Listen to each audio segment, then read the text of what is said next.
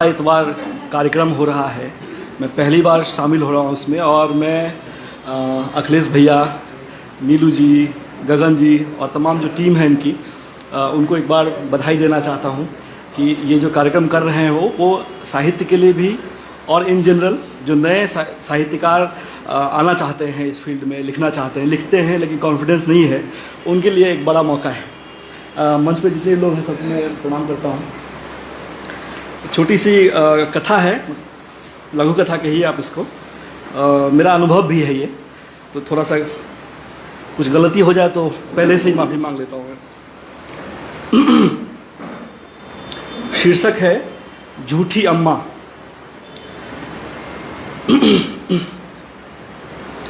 अक्टूबर की मीठी सर्द शाम थी। मैं तेज़ कदमों से मधुबनी रेलवे स्टेशन की तरफ बढ़ रहा था। शाम के 6 बजे थे। 1 घंटे लेट चल रही दरभंगा से जयनगर जाने वाली 5 बजिया पैसेंजर ट्रेन मिलने की उम्मीद थी। प्लेटफॉर्म पर दाखिल होते ही वहां पसरे सन्नाटे ने बता दिया कि ट्रेन जा चुकी है। अगली ट्रेन आने में देर थी। मालूम हुआ ट्रेन प्लेटफॉर्म नंबर 2 पर आएगी। मैं फुट ओवर ब्रिज पार कर प्लेटफॉर्म नंबर 2 पर आ गया। प्लेटफॉर्म नंबर 2-3 पर निर्माण कार्य जोरों पर था। निर्माण सामग्री इधर उधर बिखरी पड़ी थी। वहीं प्लेटफॉर्म के एक कोने में एक बुढ़िया ईंटों को जोड़कर चूल्हे में लकड़ी सुलगाकर कुछ पका रही थी। उसने अपना सारा सामान एक बोरे में रखा हुआ था। दोबारा मेरा ध्यान उसकी तरफ तब गया जब वो चिल्ला रही थी, गे छोरी, एमहर आयब का खेल उमहर खईस पर भी ही। इसका तर्जुमा यह है कि ए लड़की, यहाँ आकर खेलो, वहाँ गिर पड़ोगी। मैंने देखा थोड़ी दूरी पर 1.5-2 साल की एक बच्ची मैले कुचेले कपड़ों में खेल रही थी। कुछ देर खेलते खेलते उसे नींद आने लगी। वो उस बुढ़िया के बगल में बैठकर ऊँघने लगी। बुढ़िया उसे बार बार उठाकर कहती, बस अभी खाना बन जाएगा, खाकर सोना। आग पर चढ़ी हांडी उतारकर उसने तवा चढ़ा दिया और हाथों से ही रोटियों को थपकियां देकर उसने तवे पर डालना शुरू कर दिया। उसने जल्दी से बोरी से एक थाली निकाली और हांडी से सब्जी के नाम पर उबले हुए आलू निकालकर उस पर परोस दिया। बच्ची गर्मा गर्म रोटी तोड़कर आलू के साथ खाने लगी। दोनों के खा चुकने के बाद बुढ़िया ने सारे बर्तन प्लेटफॉर्म के पियाऊ पर धोया और उसे वापस बोरी में समेटकर सोने की तैयारी करने लगी।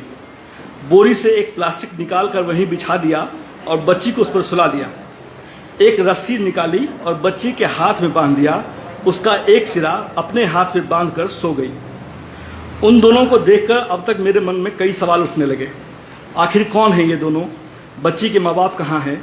बच्ची अकेली इस बूढ़ी अम्मा के साथ प्लेटफॉर्म पर रहने को क्यों मजबूर है? उस बच्ची के बारे में सोचकर मेरा मन एक अनजान डर से भर गया। कहीं कोई बच्चा चोर उसे उठा ले गया तो? क्या मामूली सी रस्सी उस बच्ची की रक्षा करने में कामयाब होगी? अगर बुढ़िया को कुछ हो गया तो इस बच्ची का क्या होगा? कौन रखेगा उसका ख्याल? सवाल कई थे पर जवाब एक भी नहीं। इस वाक़ये को 2 साल गुजर गए। इस बीच मधुबनी से जयनगर जाने की भागम भाग में 1-2 बार और उन पर नज़र पड़ी होगी। कई बार जी में आया कि उनसे जाकर बात करूं, पर जाने क्या सोचकर रुक गया। आज 2 साल बाद 31 दिसंबर 2017 की शाम है। मैं एक बार फिर मधुबनी स्टेशन पर 5 बजिया ट्रेन की राह देख रहा हूँ। प्लेटफॉर्म नंबर 1 पर पत्थर के बेंच पर बैठा मोबाइल में मैसेजेज चेक करने में मशगूल हो गया।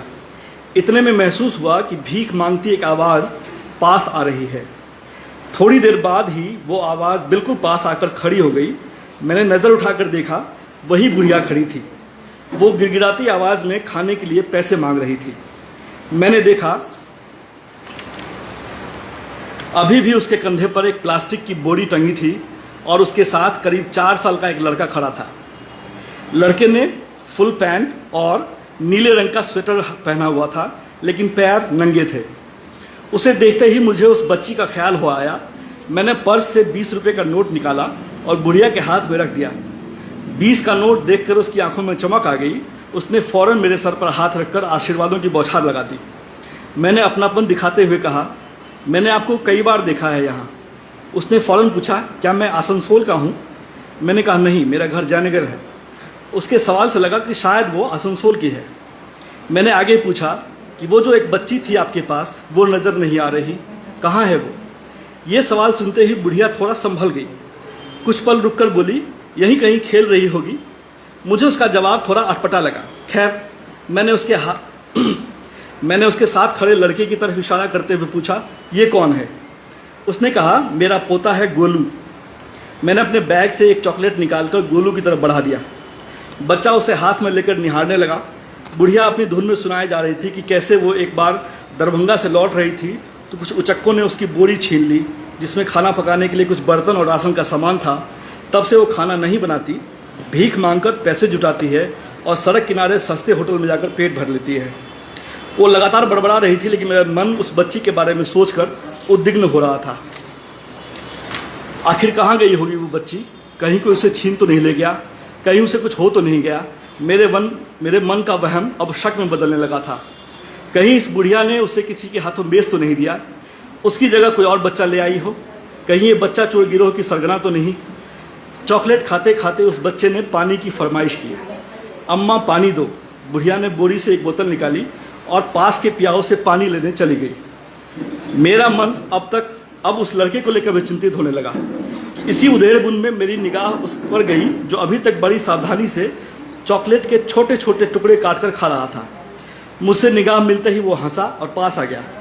मैंने भी प्यार से उसके सिर पर हाथ फेर दिया। उसने हंसते हुए कहा, मेरी अम्मा सबको झूठ बोलती है कि मेरा नाम गोलू है, मेरा नाम आरती है। आरती है। जी।